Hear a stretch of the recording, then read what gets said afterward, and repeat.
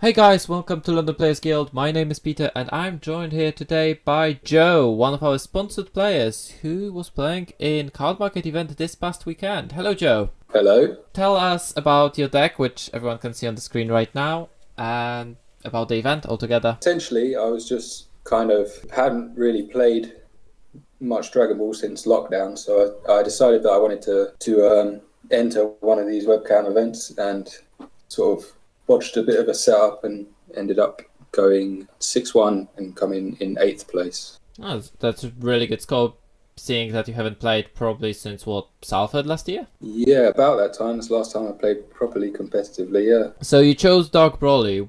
Why did you choose the deck? around the time of when Set 11 came out, I still had like my locals were still open and I was struggling with a few of the matchups at my locals. So I decided to pick up Dark Broly and it literally just did really well at locals. So I've just sort of stuck with the deck and just updated it as the new sets come out. Thought it was probably the best pick for the event. I mean, it proved quite well, right? Because you ended up on the 8th place, and I think there was quite a lot of Dark Brolys.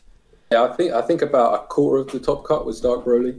Yeah, so that's a good score as well that you actually got there.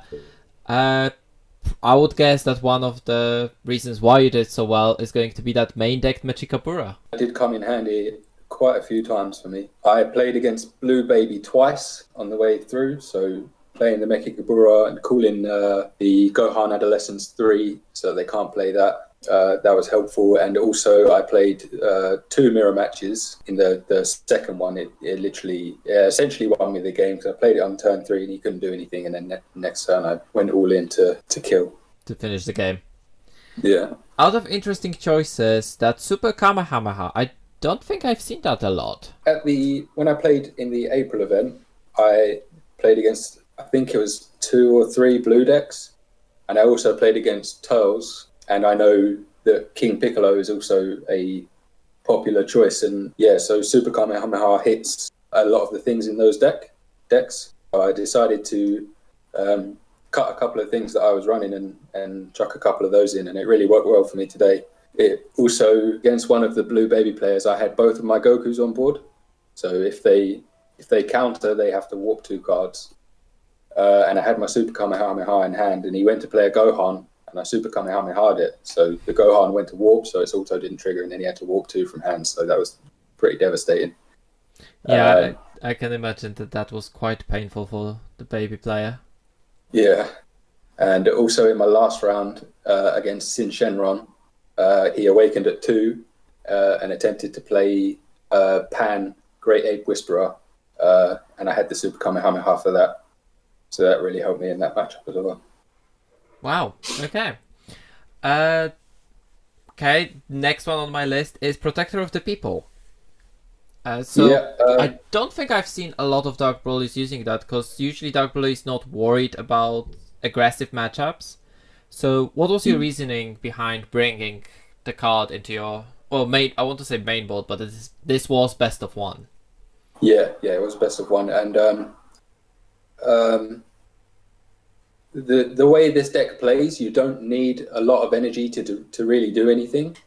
So I decided originally I was playing 4 Power Burst and 3 Protector of the People, but I cut those for a few other choices. But yeah, Protector of the People is just like super helpful because against a lot of decks in this meta are quite aggro, and stuff like King Piccolo, Turles. Even blue decks, when they play a Boonie, you can literally just protect her on their first attack, and then they pretty much just can't even hit you for the rest of the turn. So it's really, really solid. It's almost a turn ender against some decks. And of course, discarding that card from hand, if it's a battle card, it's not really discarding a card for you because it's food for your other plays. Yeah, essentially it's just feeding your resources in your drop to be able to play more battle cards next turn. Okay. No, I can see that.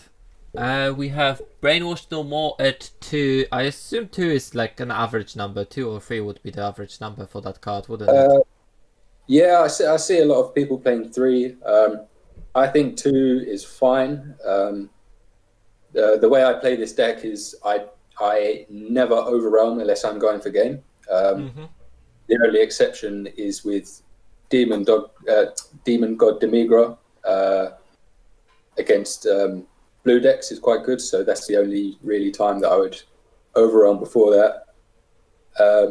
And as you can see from the list, I'm playing a lot of tech choices at 2. So 2 Marseillan, 2 Jumper, 2 Mechikabura, 2 Gohan, because I feel like that's just a really nice number for this deck, because on your unawakened side, on your leader, you can choose what goes into your drop area. You're not just blindly milling. So chances are you're going to see copies of these cards because you're filtering your deck so much in the early game. Yeah. Wanted to say that the tag team Son Gohan, it seems to be a fairly common choice.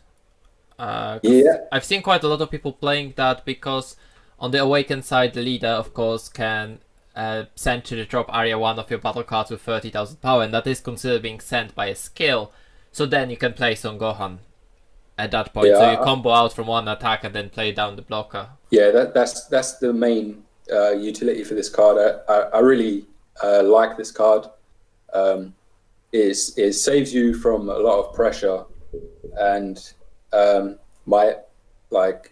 literally my only loss in the tournament was round 1 in the mirror match. I made a mistake by playing my uncontrollable berserker too early. So I had like 2 cards in hand because I was fending him on the previous turn. I'd already played my berserker, and I'd just played the last card that I could play, which I believe was the new Marseille and the blocker. And it was the attack before that. He comboed something up with his leader and then played the Gohan, and that lost me the game. So yeah, it's a really useful card to be able to defend against pressure. Yeah, I can definitely see that. About the Champa, is that a preference choice? Why it's not Hidden Power Supreme Kai? Is Supreme Kai? I'd never remember what's the name of that card. Yeah. I mean, I've always preferred Champa. I mean, I know there's an argument for Hidden East Supreme Kai because you can choose whether or not you get the double strike, but I think like 99% of the time, if you're comboing with it, you're going to be given double strike. Yeah, I'm struggling to find a scenario where you wouldn't want to give the double strike, especially in such an aggressive deck as the Dark Brawler. Yeah, but other than that, it's just an aesthetic choice because I have Judge Champers and I don't even have foil Kais, so yeah. Of course. And my final question about the deck list that I'm really curious about: were you considering other secrets, or were you dead on that Supreme Kai? I was considering Heroine's Lineage because when I played in the April event, I literally never played Kai. The whole 8 rounds, it never came up. I was toying with the idea of playing Lineage, and then sort of tested against the wall, if you know what I mean, just sort of testing hands and stuff. And I felt like Kai had a little bit more coverage, so I decided to play it. And I played it a couple of times, never defensively. It was always just for another attack. Okay. So yeah. No, I was just curious because I know some people started to look into that Heroine's Lineage, which lets take away, for example, blockers and give you additional attacker. Yeah. So I have seen people considering that. Hence my question. Either way, congratulations on your top 8 with the deck. Thank you. Yes. Thank you guys for watching. If you enjoyed the video, please leave a like and let us know down in the comments. What do you think about this deck? Or do you think you could beat Joe if you met him on the tournament? Thank you guys for watching, and we will see you around next time.